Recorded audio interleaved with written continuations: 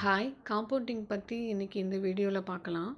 Compounding எதுக்காக முக்கியங்கிறத ஒரு மாமர கதை மூலமா பார்க்கலாம்.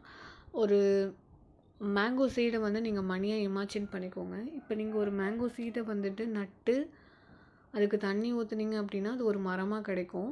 ஆஃப்டர் 1 இயர்ல அந்த மரம் ஒரு சில மேங்கோஸ் உங்களுக்கு கிடைக்கும். அந்த மேங்கோஸ நீங்க சாப்பிடாம, மறுபடியும் நீங்க அத நடுறீங்க அப்படின்னா, அந்த நியூ சீட்லேருந்து உங்களுக்கு நெறைய மேங்கோஸ் கிடைக்கும்.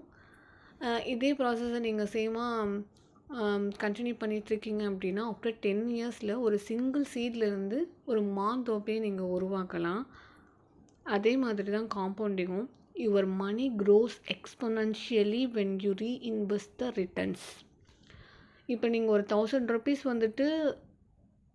இன்றைக்கி இன்வெஸ்ட் பண்ணுறீங்க அப்படின்னா வித் 10% இயர்லி காம்பவுண்டிங் இன்ட்ரெஸ்ட் அப்படின்னா ஃபர்ஸ்ட் இயரில் உங்களுக்கு என்ன கிடைக்கும்னா 1100 கிடைக்கும்.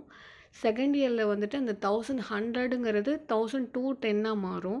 அந்த 1210ங்கிறது தேர்ட் இயரில் 1331 மாறும்.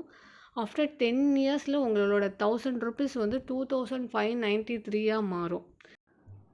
This growth happens because interest earns interest every year. நம்ம பல மரத்தை ஒரே நேரத்தில் நட முடியாது. ஆனால் ஒரு சிறு விதையை வச்சோம் அப்படின்னா அது ஒரு மாந்தோப்பாக கூட வளரலாம்.